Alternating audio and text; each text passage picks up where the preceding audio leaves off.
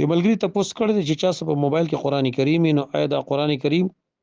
چې د سه موبایل کې وسره دی نو دا د موبایل سره واشروم ته تللی شي کني شي تللی؟ جواب دار چې کله سړی موبایل کې وسره قران ورسره د ماشروم ته ځي نو د دوه حالات دي. یو حالت هغه دار چې د موبایل پر موبایل کې د قران کریم کول او کړی دی او په سکرین باندې بالکل هغه الفاظ کار کوي او د ماشروم ته ځي نو دا بے ادبی ده، دا په کار نه ده، دا جایز نه ده. دویم دار چې د موبایل بند دی، چې د موبایل بند دی نو لہذا په دې کې قران کریم ټیک د دنه داغه پروګرام شته لیکن دا راخکار نه دی. د دې مثال رڼا دی او یو مثال د سیل کې یو حافظ قران دی، حافظ قران چې کوم دا په سینه کې قران پروت دی واشروم ته ځي، لیکن کله په واشروم کې قران لوري نو ناروا ده، لیکن چې په دماغ کې پروت دی په سینه کې پروت دی نه به هوته شي کنه بات واشروم ته لہذا به کدا ځان سروړي دنه نو بالکل جایز ده، به کې سومانات نشته. دی ملګری تاسو کړی دی چې په شیګانو پر حافظ باندې سلام ورزول څنګه دي او چې کله غي سلام ورزې دی جواب څنګه لري؟ جواب دار چې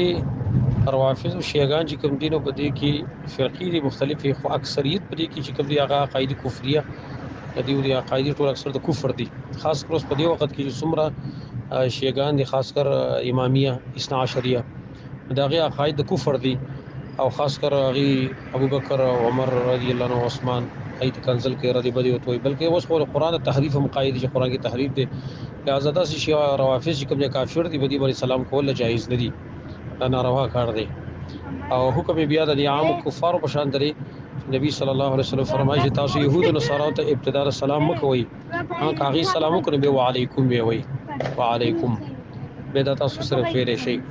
البته بدی کې بیا بعض اهل علم تفسیر کړي چې شیخ البانی رحم الله سلسله الحديث صحیح کې ویلي دي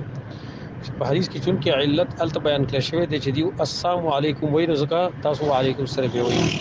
لیکن کله چې مونږه داغي سلام خو صراحتن او خکارا خو واضح وارو چې السلام علیکم ورحمت الله وی کنه به وعلیکم السلام ورحمت الله ویل شو ځکه د مؤمن شارو یادار چې بده کافر په اخلاقو کې په اعلی درجه کې وي. دا تفصیل کې به واضح اهل المقرر لیکن ابتدا د سلام پای ورکو نه پکار. د ملګری ته پوس کړ دې چې کس ګناوي کې بیا قسم کوي چې زبدا ګنا نه کومه او بیا روز د انسان دغه ګناوي شي په خدای باندې د کفاره شته کنه شته؟ جواب دا بالکل کفاره پېشتره او دا کفاره دا کوي چې د قسم کړی دی او قسم مات کړی دی که قسم د په یاره باندې مات کړی که قسم مات کړی لیکن دومره ده چې په د باندې کفاره هغه شته د کفاره بعد کوي دي. د ملګری ته پوس کړ دې چې د هر قسم مشکلات د بار وراته وظیفه وخایي چې په دې کې کوم وظیفه سره وي چې مشکلات په الله حل کړي. جواب دار چې کتاب او سنت کې د ډېر شی اسباب الله ذکر کړی دي، رسول ذکر کړی دي، قران دا یو سو معلومي کې لا اله الا انت سبحانك اني كنت من الظالمين دا دوه سره بار بار وی قران دا معلومي کې چې الله وی وکذالک ننجي المؤمنین دا غره مؤمنان خلاصوي. یونس علیه السلام چې دا مشکل الله په دعا سره خلاص کړي نو الله وی دا قرګي مونږه مؤمنان خلاصو.